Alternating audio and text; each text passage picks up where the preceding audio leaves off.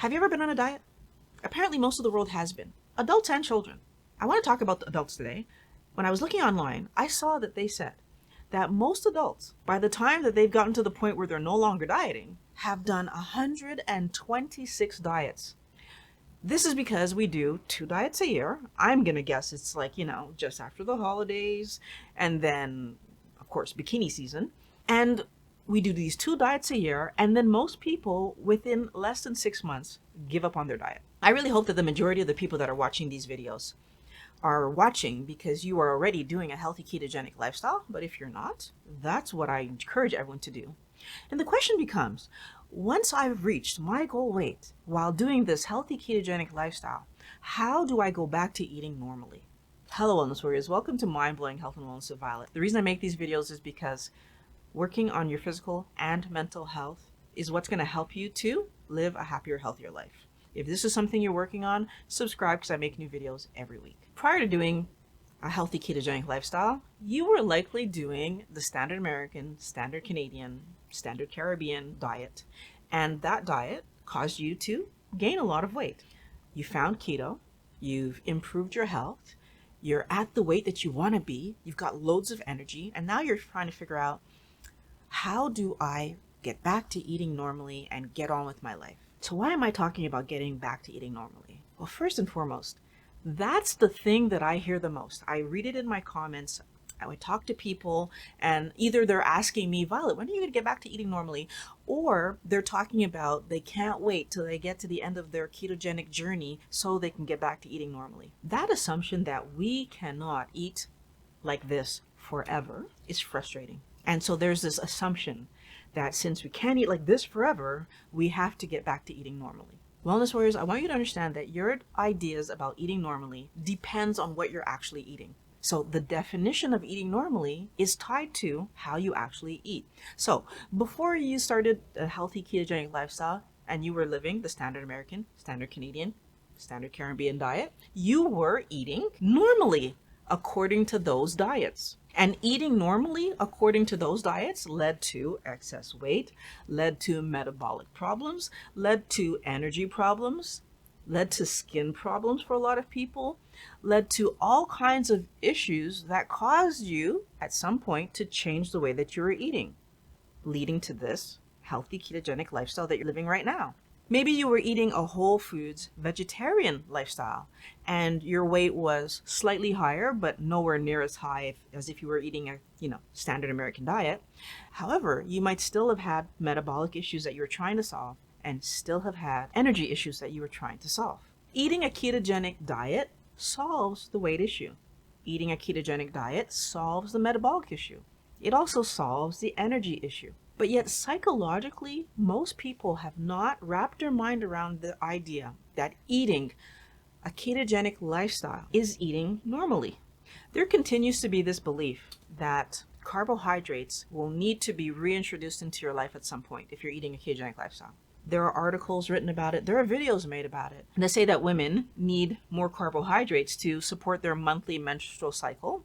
There's also information that says that we need carbohydrates. Again, women need carbohydrates for their hormone production. I find it interesting because men also produce hormones. Why do they not need more carbohydrates for their hormone? That's a question mark, right? But there seems to be articles and videos saying this. I do understand that as long as there are articles and videos that continue to be made that imply or even outright say that women need more carbohydrates because hormone production needs more carbohydrate production, because even if there's no evidence to support that, people will continue to be confused and afraid to live a lifetime without adding extra carbohydrates. What I think is important for us to keep in mind is that we have years and years and years of knowledge about how much sugar the body actually needs. And we have knowledge about how much sugar can be in our blood and not be toxic to us. And that information clearly shows that we do not need to actually eat carbohydrates because our body creates all that we need. But B, if we allow ourselves to eat carbohydrates, eating more than 20 grams, typically, everybody's different, but eating more than 20 grams puts most people above what their body can safely manage and starts fat storage. If we know these two pieces of information, then some of the other question marks become less question marky, right? Because do I need to eat extra carbs to do the things that my body is going to do if I know that my body makes all the carbohydrates I need? The only reason that that would have to happen is if somehow Violet isn't making carbohydrates. And if Violet was unable to make carbohydrates, I'm sure that I would know that by now. If I wasn't able to make carbohydrates, then every time I fasted, I would be in trouble because I'm eating nothing at that point. And if I'm eating nothing, and since we only have 1 day's worth of storage of carbohydrates and I've fasted for multiple days, my body would not be able to replace my carbohydrates and I would have been in trouble. So do I need carbohydrates to support my menstrual cycle? That's another one. Have I fasted across my menstrual cycle? Yes, I have. Did I have any problems? No, I didn't. Again, there's a lot of things that if we N of one, like did a little bit of like even paying attention to what happens when I do it, we would get answers. And even more important, I think, is that if women need more carbohydrates during the time where we're menstruating, since our body makes them, why do we think our body wouldn't make enough? Just logically speaking. Because again, if I make them and now I'm in a period where I need more, why would my body force me to eat them rather than just make them? Our bodies don't work like that. Our bodies are very logical. If there should be a certain amount of sugar there and our body makes it and is fully capable of making it, it will make what I need. The same way that cholesterol, if I don't eat foods with cholesterol, my body makes all that I need. It will not let me be in a deficit because I didn't eat any. So these are things that we need to allow ourselves to understand. Your body is efficient and your body's sole goal is to make sure that homeostasis, that we have what we need at the right amounts all the time. It's what it's working towards. So then why do we keep talking about this need for carbohydrate? I don't know. What I do know is that eating carbohydrates is fun, not necessary.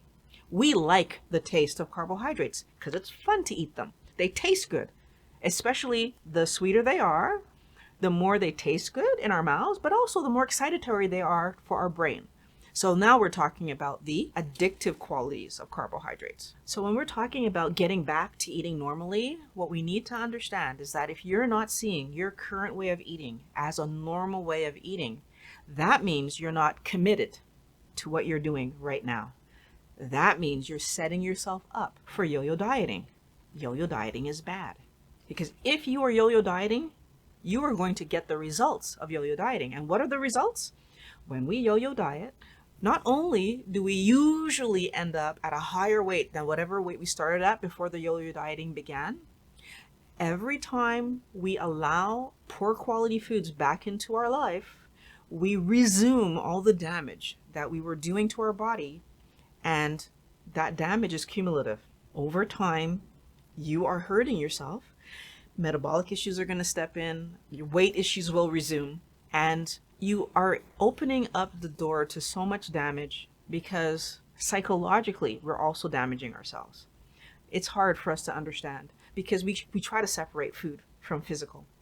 But if I have some success and then I fail, I'm mad at me. I'm going to be very aggressive in my own mind towards myself because I'm going to feel like a failure. And when we fail, that doesn't feel good. I really want everyone to understand that yo-yo dieting damages us both physically and emotionally, psychologically. Your normal eating habits, so getting back to eating normally, are the foods that you choose to eat regularly. That's your getting back to eating normally. That's what's normal. If I choose to eat standard American diet, standard Canadian diet, standard Caribbean diet, if I choose to eat poor quality processed foods and junk foods, I will live at a higher weight with metabolic issues. I'm encouraging everybody, choose to eat a healthy diet that's low in carbohydrates, allows your body to have energy, allows your body to repair and rebuild itself, and keeps you in a healthier space. I want you to keep it in mind.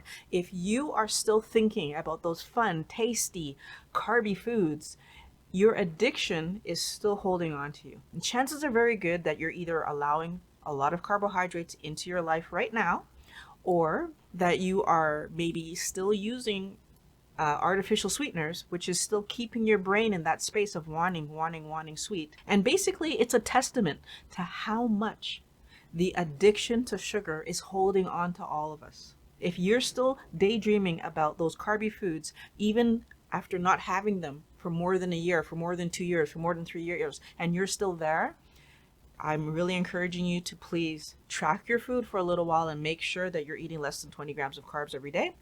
I'm encouraging you to put down the artificial sweeteners. They are not helping you in that story. And I'm encouraging you to understand that it's really going to be difficult for you to eat normal foods that are healthy if you're still chasing normal foods from the standard American, standard Canadian diet. And in that case, you really do need to prioritize your health over the taste of carby garbage foods. Share this video. There's a lot of people that need this information. I want to thank you for watching Mind Blowing Health and Wellness with Violet, Teespring, Patreon in the description below. Thanks for watching. I really love making these videos for you guys. We are going to improve our health together. Talk to you again next week.